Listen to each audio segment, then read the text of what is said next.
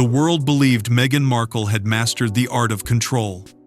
Every photo seemed deliberate, every interview crafted with precision. She was the woman who turned public image into an empire, smiling through storms, deflecting controversy with grace, commanding headlines as though the spotlight was her birthright. To millions, she was untouchable. But then came a moment she could never have predicted. One night, during what appeared to be a routine segment, broadcaster Megyn Kelly leaned forward, eyes fixed, and asked a question that sliced through Meghan's armor like a blade through glass. It wasn't loud. It wasn't cruel. It was calm, deliberate, and devastatingly simple. Yet in that one instant, the air changed. Viewers who had tuned in expecting another round of royal chatter found themselves witnessing the unraveling of something far greater than the shattering of a meticulously maintained illusion. Megyn Kelly was no stranger to controversy. She built her reputation on directness, never softening her words to please anyone, not politicians, not actors, not royalty. Her brand was brutal honesty wrapped in eloquence. That night, she aimed it squarely at Meghan Markle. As her words echoed across living rooms around the world, Meghan's carefully crafted composure faltered. Just slightly, but enough for millions to notice. Her eyes flickered, her breath hitched, her jaw tightened. It was the smallest fracture in the facade of perfection. But for those watching, it felt seismic. Within hours, social media erupted. Clips of that very second looped endlessly, dissected frame by frame, slowed down, captioned, analyzed. Commentators debated whether it was fear, guilt, or sheer shock flashing across Meghan's face. And through it all, Megyn Kelly remained composed, her expression unreadable, as if she knew exactly what she had just done. Behind the scenes, Meghan's team went into crisis mode. Messages flew, damage control meetings were called, and statements were drafted but never released. Because this wasn't the usual criticism, this was different. This time, the attack wasn't about opinions, it was about evidence. Megyn Kelly had not come to argue or speculate. She had come to expose. What the world didn't yet know was that her question wasn't spontaneous. It was months in the making, meticulously researched, supported by a trail of data that no amount of royal PR could silence. It was the culmination of whispers that had haunted Meghan for years, rumors dismissed as tabloid nonsense until one woman decided to treat them like a case file. The internet, meanwhile, had chosen its side. Half the world defended Meghan, calling the segment cruel, invasive, unfair. The other half couldn't look away. Threads on forums exploded overnight, pulling out old photos, archived interviews, and school records that suddenly didn't seem to match. Every piece of Meghan's story was now under a microscope. The Duchess, once the architect of her own myth, had become the subject of a global investigation she could no longer control. Megyn Kelly didn't need to shout to be heard. Her voice carried weight because she had done what no one else dared to ask, the question that shattered the silence surrounding Meghan's inconsistencies. A question so precise, so piercing, it cut through the layers of image management and left behind a single, haunting doubt. What if everything we've been told about Meghan Markle isn't true? And, as the world debated and her defenders scrambled, Kelly simply sat back and waited. Because she knew what was coming next. This wasn't just a passing controversy or another media feud. This was the beginning of something far deeper, a forensic unraveling of a decade-long deception hiding in plain sight. But to understand why that moment shook Meghan to her core, we must go back. Long before the cameras, before the crown, before the royal title ever touched her name. We must trace the origins of the story she built and the cracks she tried so desperately to conceal before the lens ever found her. Every fairy tale has its timeline, dates etched into memory, carefully woven into the story that defines its hero. Birthdays, graduations, milestones, all aligning perfectly like pearls on a string. But Meghan Markle's string doesn't quite fit. The moment you start pulling on one thread, the entire pattern begins to unravel. The numbers don't add up. The records don't match. And what started as harmless whispers about her age soon transformed into a web of contradictions so bizarre it felt scripted, edited, and deliberately rearranged. To the public, she was born on August 4th, 1981, a detail that had gone unquestioned for decades. Yet, behind that neatly packaged date lurked shadows of uncertainty that no one dared to confront until now. Megyn Kelly was the first to say it aloud, stripping away the politeness that had kept others silent. She questioned Meghan's glamour, not her character, but her timeline, the one detail that forms the spine of every life story. Because once you question time itself, everything else begins to bend. Kelly's team began piecing together the puzzle. School records that didn't match her alleged age, alumni listings that placed her alongside students nearly a decade older, and university enrollment periods that simply refused to align with her public biography. These weren't internet theories. These were official, documented discrepancies. And with each discovery, the myth of Meghan's timeline began to crumble. The first anomaly appeared innocently enough in a group photograph from Northwestern University's Salsa Club. At first glance, it was just a nostalgic college snapshot, a moment of youth captured forever. But when researchers examined it closely, something unsettling emerged. Everyone in that photo was born in the early 1972s, each one now in their 50s. Everyone except Meghan. Or at least, that's what the official story claimed. If she truly was born in 1981, she would have been several years younger than her peers. Yet in that photo, she doesn't look out of place. She fits perfectly. Her face, her posture, even her sense of style blend seamlessly with a crowd that should have been nearly a decade her senior. When tabloids first stumbled upon this strange discrepancy years ago, they dismissed it as meaningless coincidence, just gossip meant to fill empty columns. But Megyn Kelly didn't see gossip, she saw evidence. She saw a pattern too precise to be accidental. Why was Meghan's college timeline filled with people who shouldn't have shared her classrooms? Why did certain academic documents show overlapping dates that couldn't coexist? And most importantly, why did every attempt to verify her early records lead to closed doors or mysteriously missing files? Inside the monarchy, age isn't just a number, it's verification. Every royal, every spouse, every in-law undergoes a background examination that touches every aspect of their history. When you marry into a 1,000-year-old institution obsessed with lineage and legitimacy, every date matters. It's not vanity, it's validation. And if those dates are wrong, if even one foundational record doesn't hold up, the implications ripple through every part of royal documentation. It becomes more than a question of age, it becomes a question of authenticity. Megyn Kelly understood that, which is why she pursued this story not as a rumor, but as an investigation. She didn't accuse, she illuminated.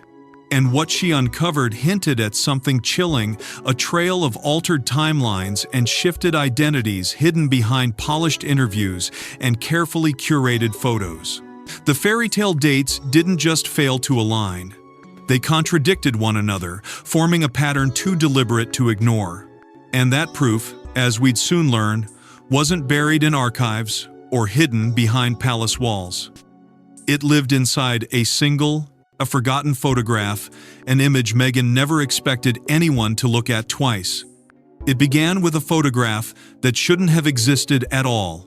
Buried deep within a forgotten university archive, it sat collecting dust, hidden among hundreds of smiling faces, frozen in the glow of early 2000s nostalgia. Harmless, ordinary, unremarkable, until it wasn't. When Megyn Kelly's research team stumbled upon it, they didn't realize they were about to ignite one of the most explosive controversies surrounding Meghan Markle's past. Because within that single image lay the one thing Meghan had spent years perfecting her timeline. And that timeline was about to collapse. The photo was taken at Northwestern University, inside what was once the lively salsa club. A group of students, arms linked, mid-laughter, the kind of image that usually means nothing more than a fond memory. But this one defied logic. Everyone in the frame was born in the early 1970s. They were older, graduate-level students or alumni reconnecting with campus life. Every single one, except Meghan. According to official records, she was born in 1981, making her nearly a decade younger than her peers. Yet, there she stood, fitting in perfectly, as though she belonged not the wide-eyed undergrad she should have been, but someone who had long since outgrown that phase. At first glance, nothing seemed off. Her presence blended so naturally, so convincingly, it took a trained eye to notice the impossibility of it.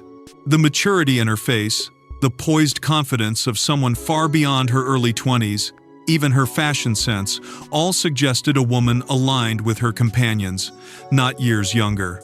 There was no awkward contrast, no youthful exuberance that typically betrays age. Meghan didn't appear out of place. She appeared calculatedly in place.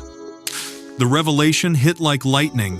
When Kelly's analysts began cross-referencing this year's enrollment data, the numbers refused to cooperate. The university's records showed strict admission brackets, certain age ranges, specific academic levels, dates that could not overlap, and yet Meghan's supposed attendance fell squarely in a window that didn't match her birth year. The math rebelled again and again. Either she was present at a time she couldn't have been, or the timeline she'd built was a masterclass in reconstruction. Once Meghan Kelly's program aired its findings, the internet erupted. Forums lit up with speculation.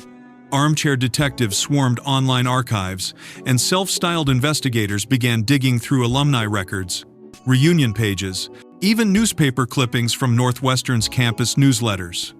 Each discovery led to another contradiction. Some found listings of her name appearing in years that shouldn't have overlapped. Others compared yearbook entries, noticing subtle discrepancies that hinted at more than coincidence. What began as an isolated anomaly had become a wildfire of suspicion. Kelly's tone, sharp and unflinching, carried the final blow. "This," she declared, holding up the photo on screen, "is the image Meghan Markle wishes never existed." It wasn't just a soundbite, it was a verdict. To the public, it was a glimpse behind the curtain of control Meghan had maintained for so long. The photo didn't simply question her age, it questioned her truth. And as the chaos spread across social media, as hashtags trended and theories multiplied, something strange began to happen. Quietly, without announcement, documents connected to Meghan's early years started to shift.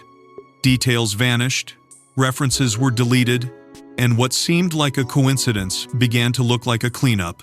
Because one photo may have started the storm, but soon, the paper trail itself began to move, and names that once existed were suddenly nowhere to be found. It was a quiet change, one that slipped through the cracks, without fanfare or announcement. Weeks after the birth of Archie, Meghan Markle's first child, a curious edit appeared in London's civil registry. Her full given names, Rachel Meghan, vanished from her son's official birth certificate, replaced only with the grand, impersonal title, Her Royal Highness, the Duchess of Sussex. To the casual observer, it seemed trivial, a bureaucratic correction lost in the endless paperwork of royal protocol. But to Meghan Kelly and her investigative team, it was something else entirely. It was the missing link in a chain of carefully orchestrated revisions, a digital fingerprint of a woman rewriting her own story, line by line, until the truth itself was unrecognizable. At first, the discovery didn't cause much of a stir. After all, royal documents are often adjusted for ceremonial reasons. Small tweaks made to match the traditional expectations of the crown. But Kelly's team wasn't looking at it as a royalist would. They looked at it as investigators. They compared timestamps, legal filings, and official registry logs. What they found made no sense. The original document, issued shortly after Archie's birth in May 2019, had included Meghan's first and middle names as standard practice, the same as every other birth certificate in the United Kingdom. But barely a month later, that same document was legally amended through a special filing, erasing her personal identity from her son's record entirely. It wasn't a correction, it was a removal. In the world of royal etiquette, such changes are unprecedented. Birth certificates are not casual statements of preference. They are permanent, legal documents, the kind that governments guard with absolute precision. Altering them without a justifiable reason raises more than eyebrows. It raises red flags. Kelly's analysts quickly uncovered something even stranger. This wasn't the first time Meghan's records had shifted in ways that defied standard procedure. Tracing through archived filings from both her time in Hollywood and her early royal years, they found repeated examples of what they called paper edits.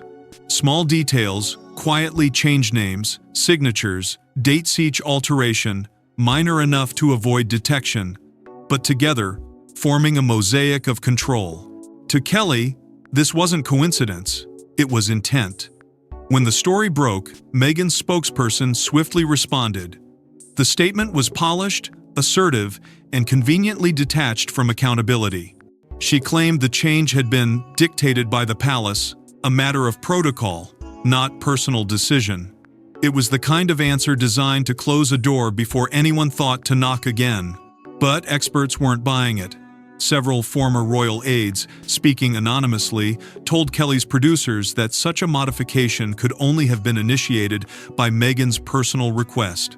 The palace, they said, had no reason or authority to make that specific alteration. The edit wasn't about tradition, it was about control. And as the debate raged online, the public's reaction was divided but volatile. Some argued it was her right to decide how she was identified on her child's record. Others saw it for what it appeared to be another attempt to rewrite, erase, and reinvent. The question spread like wildfire. If she can edit this, what else has she changed? Because now, every official record attached to her name was under suspicion. Every line of text, every document, every form. And the deeper people looked, the stranger it became. But the vanishing name on Archie's certificate was only the beginning. As Kelly's team continued digging, they found something even more troubling: stretches of time that seemed to disappear entirely. Periods in Meghan's life where no official record existed at all. Lost years that no one could account for, not even those closest to her. And what those years revealed would shake the foundation of her carefully constructed image to its core. Every biography has its missing chapters, those quiet years filled with small jobs, forgotten ambitions, and heartbreaks too ordinary to make headlines. But Meghan Markle's story isn't marked by ordinary silence. Her missing years feel intentional, like pages torn out of a book just before it reaches the truth. Between her final years in school and the first flashes of Hollywood fame, something doesn't align. The timelines blur, the details collapse, and what's left behind is a fog so thick that even her most loyal supporters can't see through it. Meghan Kelly's team called this period the lost years, and what they uncovered within that void sent shockwaves through even her fiercest defenders.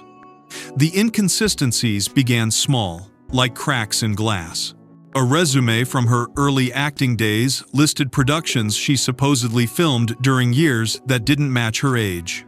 Casting bios from different agencies told conflicting stories, some shaving off years, others inflating credits that never appeared in official archives. When Kelly's analysts laid these documents side by side, the pattern was too clean to be accidental. It wasn't sloppy bookkeeping or a manager's mistake. It was deliberate, editing a slow and methodical reshaping of identity, as if Meghan had taken her past into her own hands and rewritten it to fit a narrative she preferred. Former classmates added another strange layer. Some remembered her vividly, others didn't remember her at all. One recalled her as older than she claimed. Another swore she graduated before the official year listed in public biographies. Kelly's producers verified enrollment logs, course records, and university directories. And yet, year after year, the digital trail blurred. Certain semesters that should have existed simply didn't. Alumni listings skipped over her entirely, replaced later by newer editions where her name suddenly appeared. The story of Meghan's early life began to feel less like a history and more like an edit. Then came the photos, or rather, the absence of them. In an era when nearly every student had disposable cameras and early digital uploads, Meghan's visual history was unusually clean. Too clean. Headshots that surfaced from her pre-suits days showed a face subtly shifting youthful, then suddenly refined, with the kind of transformations Hollywood stylists like to call career polishing. But Kelly's experts saw something deeper. They noted the pattern. Each time her features changed, so did her professional paperwork. Birth years quietly adjusted, biographies updated, and casting profiles rewritten. Every reinvention erased the one before it. Hollywood's obsession with youth had given Meghan motive. In an industry where age defines opportunity, even a few extra years can mean the difference between stardom and obscurity. But Kelly's investigation went beyond ambition. It revealed a cycle of control. Each missing record, each altered date, fit the same pattern exposed in the royal archives and the birth certificate scandal. Meghan wasn't just protecting her image. She was rewriting the chronology of her own existence. By the time Kelly's exposé aired, the narrative was no longer about a forgotten resume or an age rumor. It was about the erasure of time itself. The missing years didn't just raise questions, they redefined the meaning of authenticity. Because when your past becomes a story you edit at will, where does the truth begin and the performance end? But those lost years weren't the only mystery that haunted Meghan's timeline. There was something else, something far more deliberate. The photos that should have proven her journey, the everyday snapshots of a rising actress, had vanished too. And what that disappearance revealed next would turn speculation into undeniable evidence. Search her name in old yearbooks, alumni pages, or class archives, and you'll find something far stranger than missing memories. You'll find a void. Where others have pages filled with tagged photos and nostalgic posts, Meghan Markle's past feels eerily blank. Links lead to dead ends. Class photos once posted online are now scrubbed. Alumni blogs that once mentioned her suddenly read as though she never existed at all. It's as if someone is moving backward through time, deleting evidence that doesn't fit the story. Every missing tag, every broken link, every vanished name forms a pattern too precise to be accidental. And every deletion whispers the same thing: fear. Meghan Kelly's team began piecing it together when they noticed the timing. The digital disappearances didn't happen gradually over the years. They accelerated right when Meghan's royal courtship began. Between 2016 and 2018, her digital footprint shrank dramatically. Dozens of photos, interviews, and mentions that had existed for years were quietly wiped from public view. It wasn't random. The purge aligned almost perfectly with her entrance into royal life, as though someone wanted to sculpt a new version of her, a duchess purified of inconvenient memories. Kelly's experts traced metadata and takedown timestamps, discovering that many of the deletions originated not from casual users, but through coordinated legal requests tied to PR management firms. The deeper they dug, the clearer the pattern became. Authentic images, the candid college shots, the unfiltered red carpet moments, the early Hollywood snapshots were disappearing. In their place, a new wave of carefully selected nostalgia began circulating. Polished black and white portraits, professional stills with captions about perseverance and empowerment, It was as if Meghan's past had been rewritten to mirror the image she wanted the world to see. A brand was replacing the real girl with the messy timeline. A royal-approved, media-sanitized version of herself, but Kelly's investigators didn't stop there. They reached out to data forensic specialists, who confirmed that mass image removal on that scale couldn't have been organic. It had the hallmarks of a professional cleanup: strategic, legal, and expensive. The kind of operation used by public figures who need to reshape their digital legacy before stepping into a more powerful spotlight. One expert described it chillingly: her history behaves like a curated set, controlled, manufactured, like a movie still in post-production. And then came the most damning discovery: leaked internal emails between a PR consultancy and a digital management firm. In them, discussions about reputation, synchronization, and content purification appeared to reference Meghan directly. The goal was clear: eliminate conflicting narratives before engagement with the royal family became official. Kelly called it the digital sterilization of identity, a phrase that captured both the precision and paranoia driving the operation. For her critics, this was the smoking gun. It proved the Duchess's past wasn't naturally forgotten. It was deliberately erased, pixel by pixel. The woman who preached authenticity seemed to fear her own history more than her harshest detractors ever could. But if she was willing to erase this much, one question remained, echoing through every corner of Kelly's broadcast and every mind that watched it unfold. What, exactly, was she trying so hard to hide? In the modern world, perception isn't just reality, it's currency. Meghan Markle knew that better than anyone.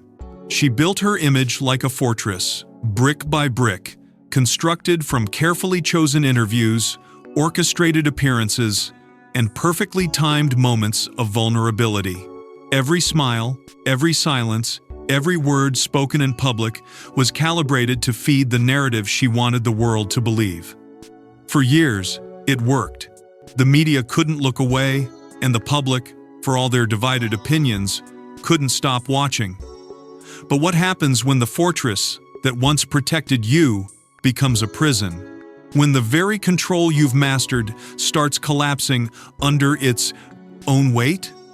Meghan Kelly's investigation didn't just question Meghan's timeline, it turned the spotlight back on her obsession with managing the truth.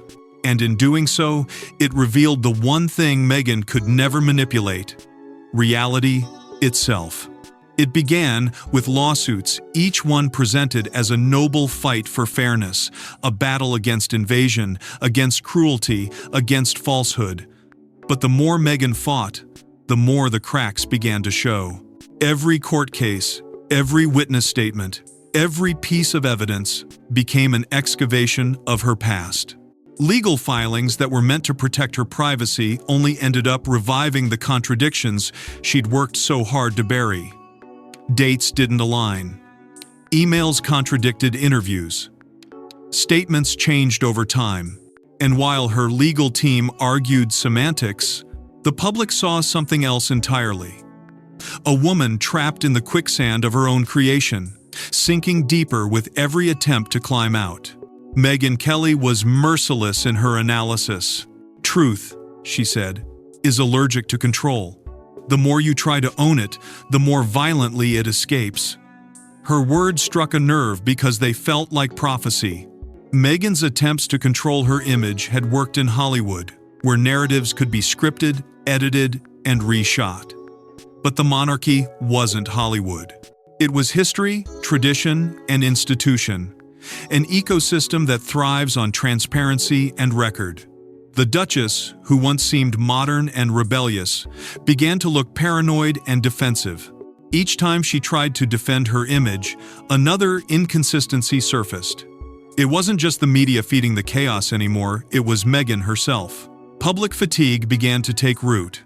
People who once sympathized with her started to turn away, exhausted by the endless interviews, the relentless corrections, and the constant insistence on being misunderstood. The narrative had flipped. What once looked like courage now looked like calculation. The woman who had positioned herself as the voice of truth had become the embodiment of contradiction.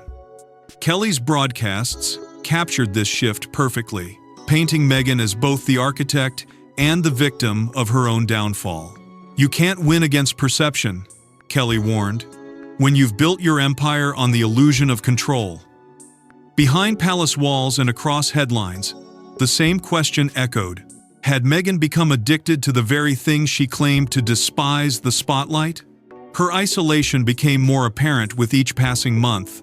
Friends distanced themselves. Former allies fell silent. What remained was the image she had fought so hard to protect, polished, poised, perfect, and yet entirely hollow. Because in her pursuit of control, Meghan had lost the one thing that made her human: vulnerability.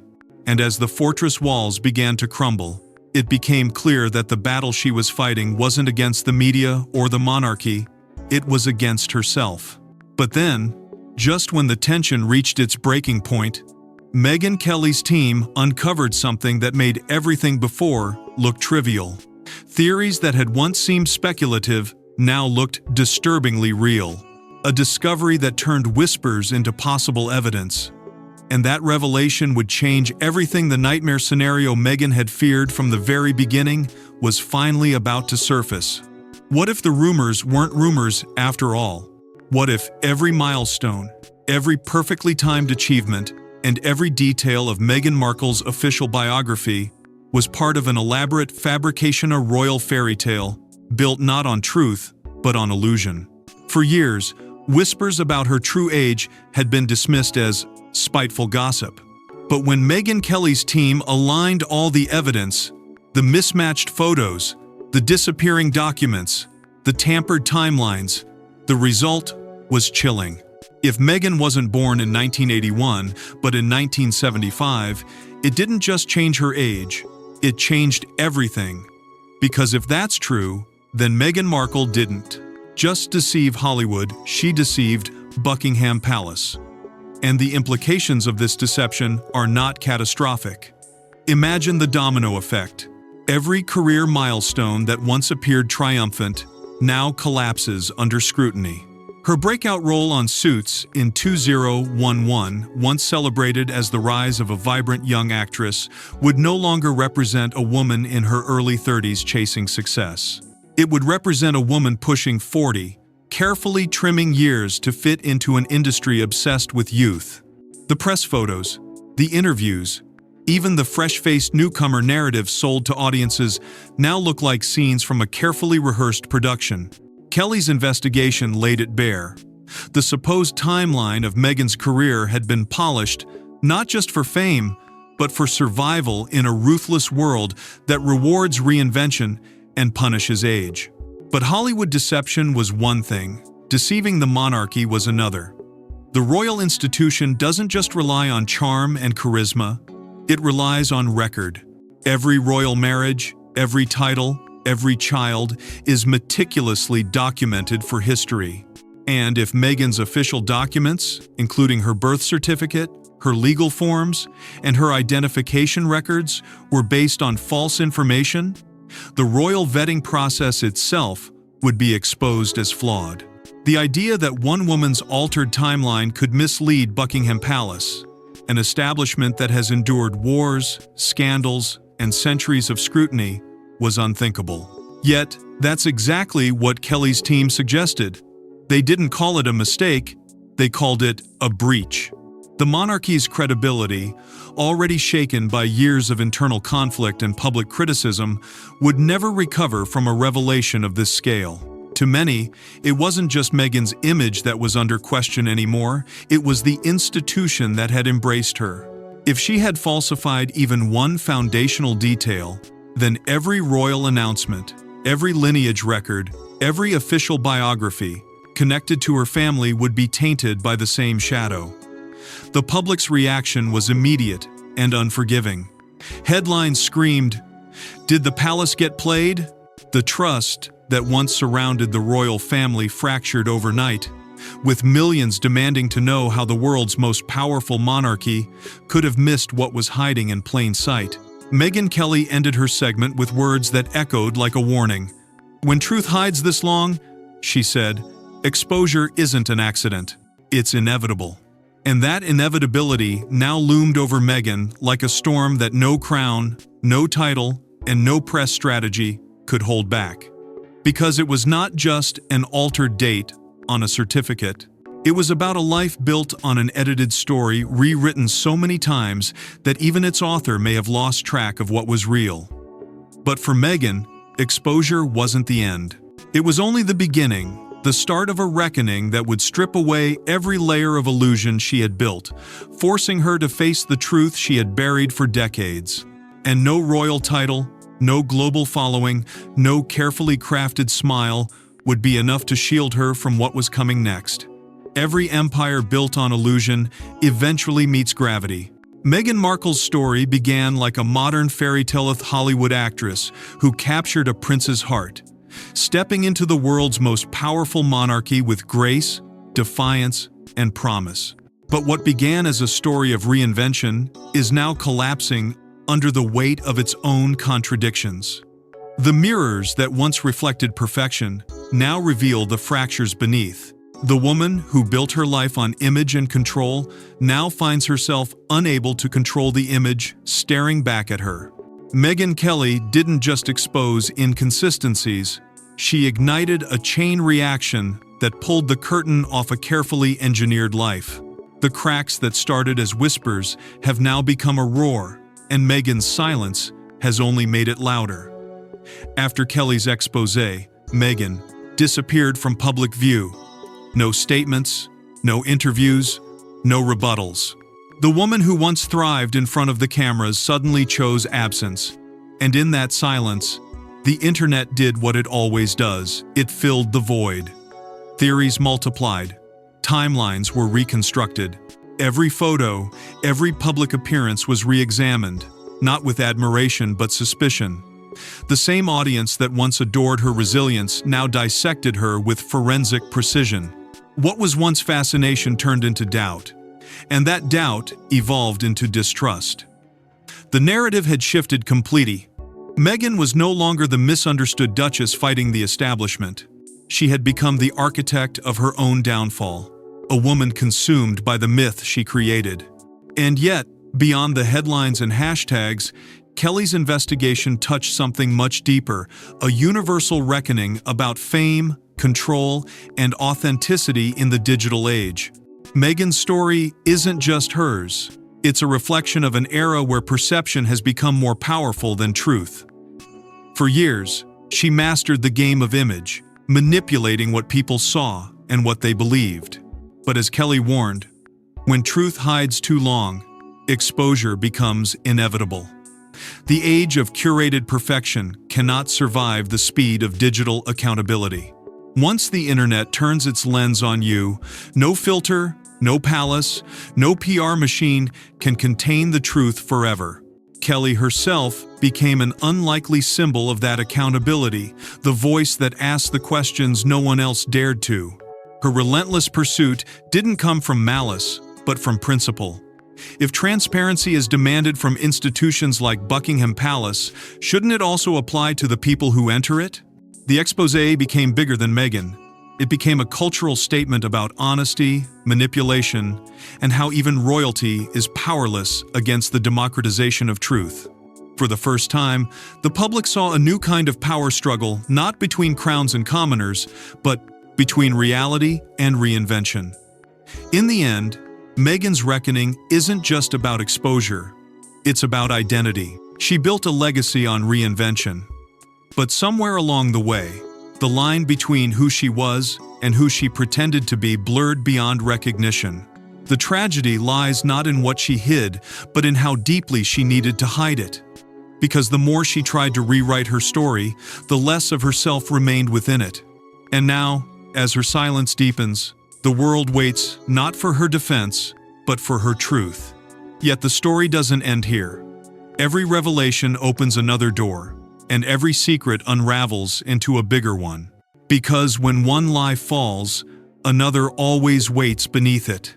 And this next secret, the one whispered about in quiet circles and hinted at by Kelly's closing words, threatens to rewrite royal history forever.